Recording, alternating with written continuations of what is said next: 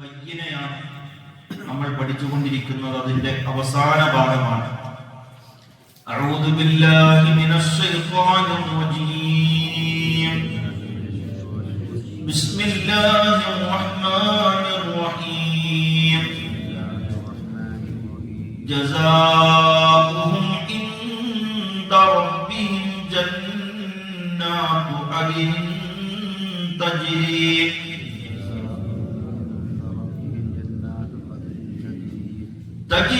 من تحتها الأنهار خالدين فيها أبدا رضي الله عنهم ورضوا عنه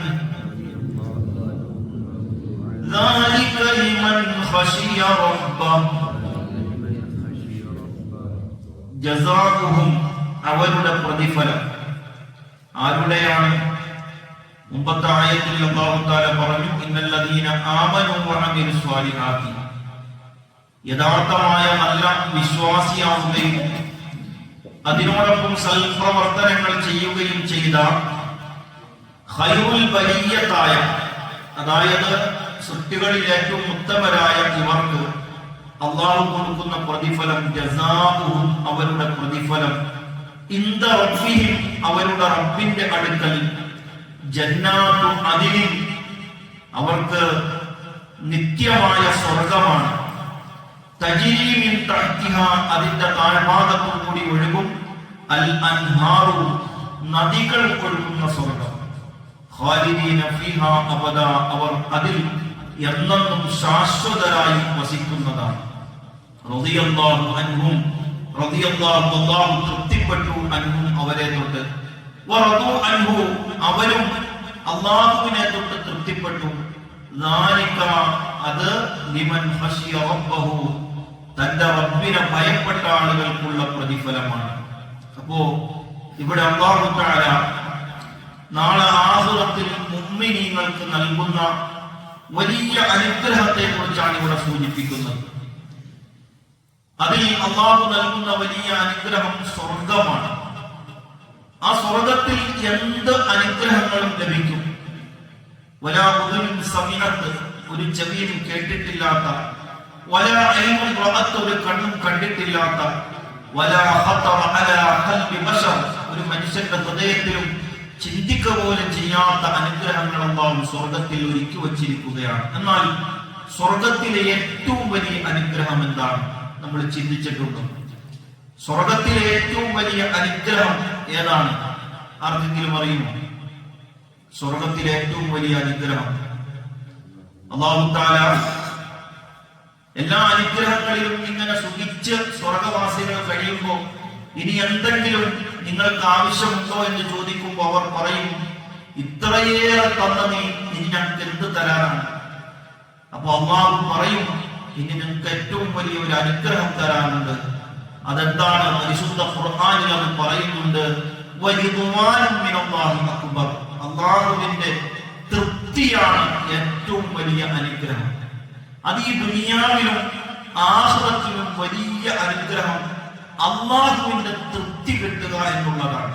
നമ്മൾ അതിനുവേണ്ടി പരിശ്രമിക്കണം. ഈ ആയത്ത് നമ്മുടെ ഹൃദയത്തിൽ എപ്പോഴും വേണ്ട ഒരു ആയത്താണ്. അതിലെ പ്രധാന ഭാഗം ഇതാണ്, റളിയല്ലാഹു അൻഹു വറദു അൻഹു, അല്ലാഹു തൃപ്തിപ്പെടുക, അല്ലാഹുവിനെ നമ്മൾ തൃപ്തിപ്പെടുക. അത് വലിയ കാര്യമാണ്. നമുക്ക് അല്ലാഹുവിനെ തൃപ്തിപ്പെടാൻ കഴിഞ്ഞാൽ അല്ലാഹു നമ്മെ തൃപ്തിപ്പെടുമെന്നാണ്. മഹാനായ അബൂബക്കർ സിദ്ദീഖ് റളിയല്ലാഹു അൻഹു ഒരിക്കൽ നബിതങ്ങളുടെ സന്നിധിയിൽ ഇരിക്കുമ്പോഴാണ് ജിബ്രീൽ അലൈഹിസ്സലാം അവിടെ വരുന്നത്. ആ സമയത്ത് അബൂബക്കർ സിദ്ദീഖ് റളിയല്ലാഹു അൻഹുവിന്റെ ശരീരത്തിൽ അബാഅ എന്ന് പറയപ്പെടുന്ന, അതായത് ഒരു തുണിക്കഷ്ണം മാത്രം ഇങ്ങനെ മേത്തിട്ടിരിക്കുകയാണ്. നെഞ്ചിങ്ങനെ അബൂബക്കർ സിദ്ദീഖ് റളിയല്ലാഹു അൻഹുവിനെ കാണാം. സാധാരണ അബൂബക്കർ റളിയല്ലാഹു അൻഹു ഇരിക്കുന്നത് ജിബ്രീൽ അലൈഹിസ്സലാം കാണുകയാണ്. ആ സമയത്ത് ജിബ്രീൽ അലൈഹിസ്സലാം ചോദിച്ചു, നബിയെ, ഈ അബൂബക്കർ റളിയല്ലാഹു അൻഹു എന്താണ് ഇങ്ങനെ വസ്ത്രം ഒന്നുമില്ലാതെ ഇങ്ങനെ ഇരിക്കുന്നത് എന്ന് ചോദിച്ചപ്പോ ഹബീബായ നബി തങ്ങൾ പറഞ്ഞു, ഈ അബൂബക്കർ റളിയല്ലാഹു അൻഹു ദീനിനു വേണ്ടി മുഴുവൻ കൊടുത്ത് ഒന്നുമില്ലാതായതാണ്.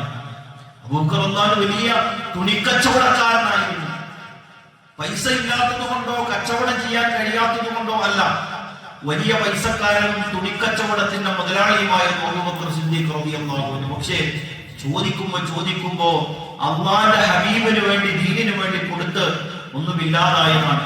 ഇത് കണ്ടിട്ട് ജിബ്രീൽ അലൈഹിസ്സലാമിന് വല്ലാത്ത വിഷമം തോന്നി. ജിബ്രീൽ അലൈഹിസ്സലാം പറഞ്ഞു, ഇത് കണ്ടിട്ട് അർശിനെ ചുമക്കുന്ന മലക്കുകൾ പോലും കരയുന്നുണ്ട് നബിയെ എന്ന് പറഞ്ഞു. എന്നിട്ട് ജിബ്രീൽ അലൈഹിസ്സലാം ആ സമയത്ത് നബി തങ്ങളോട് പറഞ്ഞു, അല്ലാഹു അബൂബക്കർ റളിയല്ലാഹു അൻഹുവിനോട് ചോദിക്കാൻ എന്നോട് പറഞ്ഞിട്ടുണ്ട്, നബിയെ ആദ്യം സലാം പറയണം, എന്നിട്ട് ചോദിക്കണം, അറാദിൻ അൻ റബ്ബി ഫീ ഫഖരിക അം സാഹിദുൻ. ഈ ദാരിദ്ര്യത്തിന്റെ അവസ്ഥയിലും അബൂബക്കറെ നിങ്ങൾ അല്ലാഹുവിൽ തൃപ്തനാണോ അതെയോ കോപിഷ്ഠനാണോ? ഒന്നുമില്ല അബൂബക്കർ റളിയല്ലാഹു അൻഹുവിന്. ആ സമയത്താണ് അല്ലാഹു തആല ജിബ്രീൽ അലൈഹിസ്സലാമിനെ ഇത് ചോദിക്കുന്നത്. നബി തങ്ങൾ ആ ചോദ്യം അബൂബക്കർ റളിയല്ലാഹു അൻഹുവിനോട് ചോദിച്ചു. യഖറഉക സലാം, അല്ലാഹു തആല അങ്ങേക്ക് സലാം പറഞ്ഞു. എന്നിട്ട് അല്ലാഹു ചോദിക്കുന്നു, അറാദിൻ ഫീ സഖതിക ഫീ ഫഖരിക അം സാദിഖുൻ. ഈ ദാരിദ്ര്യത്തിന്റെ അവസ്ഥയിലും നീ അല്ലാഹുവിനെ തൃപ്തിപ്പെടുന്നുണ്ടോ അബൂബക്കറെ എന്ന് ചോദിച്ചു. ആ സമയത്ത് അബൂബക്കർ റളിയല്ലാഹു അൻഹു പറഞ്ഞു, സുബ്ഹാനല്ലാഹ്, അറാദിൻ അന റാദിൻ അൻ റബ്ബി. ഞാൻ എൻ്റെ റബ്ബിനെ തൊട്ട് എപ്പോഴും തൃപ്തനാണ് നബിയെ.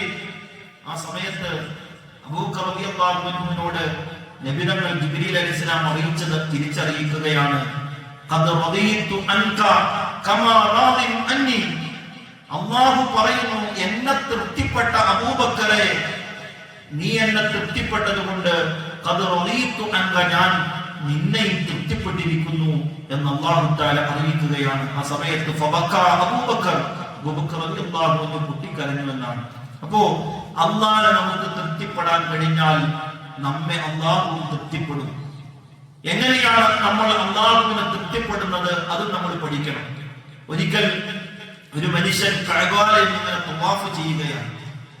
ആ സമയത്ത് ആ മനുഷ്യൻ ഇങ്ങനെ അല്ലാഹുവിനോട് തവാഫ് ചെയ്തുകൊണ്ട് ചോദിക്കുന്നത്, റബ്ബേ, എന്നെ നീ തൃപ്തിപ്പെട്ടവരാണോ എന്ന്, എന്നെ നീ തൃപ്തിപ്പെടണേ എന്ന ആ മനുഷ്യൻ ഇങ്ങനെ അല്ലാഹുവിനോട് പറഞ്ഞുകൊണ്ടാണ് തവാഫ് ചെയ്യുന്നത് കഅബയിലെ. അദ്ദേഹത്തിന്റെ പിന്നിൽ ബഹുമാനപ്പെട്ട ഷാഫിഈ ഇമാം റഹിമഹുല്ലാഹ് അദ്ദേഹത്തിന്റെ പിന്നിലുണ്ടായിരുന്നു. ഷാഫിഈ ഇമാം റഹിമഹുല്ലാഹ് പറഞ്ഞു, നീ അല്ലാഹുവിനോട് തൃപ്തി ചോദിക്കാൻ വരട്ടെ, നീ അല്ലാഹുവിനെ തൃപ്തിപ്പെടുന്നുണ്ടോ ആദ്യം എന്ന് നീ ചിന്തിക്കുക. ആ സമയത്ത് ആ മനുഷ്യൻ പറഞ്ഞു, ഞാൻ എങ്ങനെയാണ് അല്ലാഹുവിനെ തൃപ്തിപ്പെടേണ്ടത് ഇമാം അവറുകളെ എന്ന് ചോദിച്ചപ്പോൾ ബഹുമാനപ്പെട്ട ഷാഫിഈ ഇമാം റഹ്മത്തുള്ളാഹി അലൈഹി പറഞ്ഞു, ഇദാ കാന സുറൂറുക ഫീ നിഖ്മതിക കമാ സുറൂറുക ഫീ നിഅമതിക.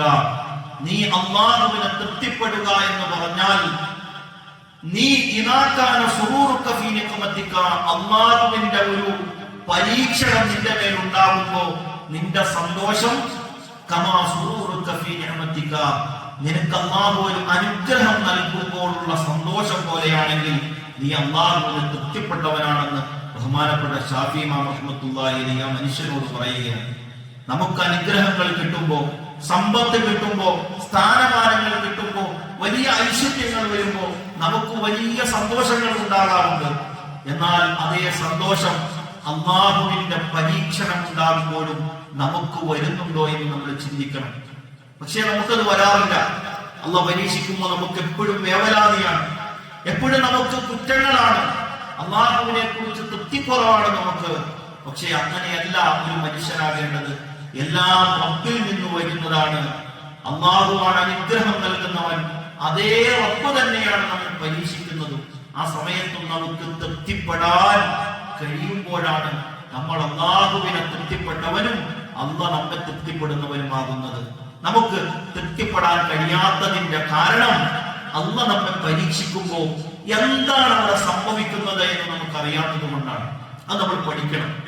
നമുക്കിപ്പോൾ ഒരു രോഗം വരുന്നു, നമ്മുടെ സമ്പത്ത് കുറയുന്നു, നമ്മുടെ അധികാരം നഷ്ടപ്പെടുന്നു. അപ്പോൾ എന്താണ് അവിടെ അല്ലാഹു സംഭവിപ്പിക്കുന്നത് എന്ന് നമുക്ക് കൃത്യമായി അറിയാത്തത് കൊണ്ടാണ് അതിൽ നമുക്ക് തൃപ്തിപ്പെടാൻ കഴിയാതെ വരുന്നത്. ഒരു മനുഷ്യനെ അല്ലാഹു പരീക്ഷിക്കുന്നത് 3 രീതിയിലാണെന്നാണ് ഇൻഷാ അല്ലാഹ് അത് അടുത്ത ക്ലാസ്സിൽ നമുക്ക് കൃത്യമായി ചർച്ച ചെയ്യാം. അത് നമുക്ക് പഠിക്കുമ്പോൾ എങ്ങനെയാണ് അള്ളാഹനെ തൃപ്തിപ്പെടേണ്ടത് എന്ന് നമുക്ക് മനസ്സിലാക്കും. അള്ളാഹു കാര്യങ്ങൾ മനസ്സിലാക്കാൻ തൗഫീഖ് നൽകി അനുഗ്രഹിക്കുമാറാകട്ടെ.